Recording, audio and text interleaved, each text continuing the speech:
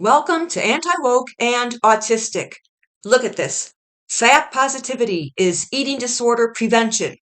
Now, if somebody is into the fat positivity movement, they're almost always obese. Many times they're morbidly obese. And if they describe themselves as having fat positivity, they're probably also identifying as accepting fatness. They've quit trying to lose the unhealthy excess weight.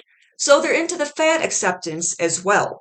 If you're into fat acceptance or fat positivity, you already have an eating disorder. You have either binge eating disorder, compulsive overeating disorder, or both, or some kind of other overeating disorder that maintains your obesity. You already have the eating disorder. How could choosing to stay fat, not doing anything about it, be synonymous with eating disorder prevention? Well, yeah, it'll prevent anorexia nervosa. It'll prevent chronic, sustained, restrictive eating or severe caloric deficits. That kind of eating disorder, it'll prevent, but it won't prevent overeating disorder, compulsive overeating, or binge eating disorder, because that's what makes the vast majority of obese people, and especially morbidly obese people, big.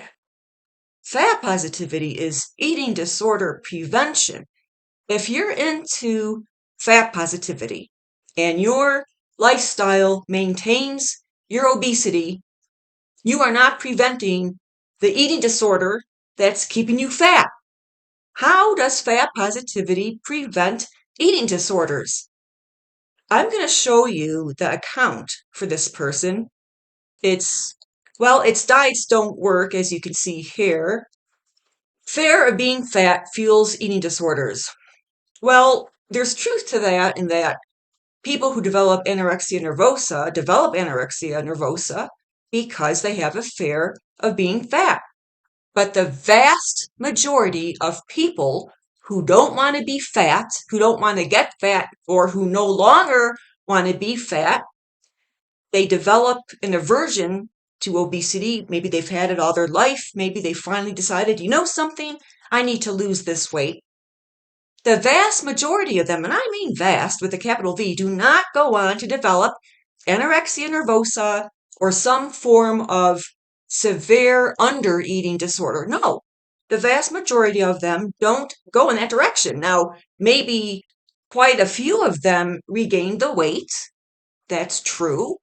And a lot of them don't regain the weight and they end up at a healthy weight that their doctor likes and they stay at that healthy weight, give or weight. There may be fluctuations, but only a tiny percentage of them develop anorexia nervosa. And the vast majority of those are young. They're teenagers, they're adolescents, they're young women. It's very rare, relatively rare compared to the population of anorexics as a whole, for somebody to develop anorexia nervosa for the first time in middle age or in their 30s or 40s. That's true. Look it up. Just do your homework on that. That's true.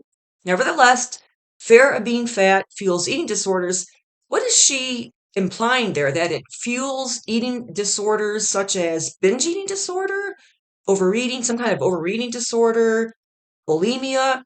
Yeah, it might fuel bulimia, that's true, but she's stating this as a general, overly broad statement here where she's casting a very wide net, and she needs to be more specific. She needs to say fear of being fat can cause some people to develop anorexia nervosa or bulimia. Fear of being fat is a driving force for developing anorexia nervosa or bulimia nervosa in a very small number of cases. That is what she should say. That's a lot more accurate than this overly broad, very generic statement of fear of being fat fuels eating disorders. And then she says, make it safe to be fat, prevent eating disorders. That's even worse.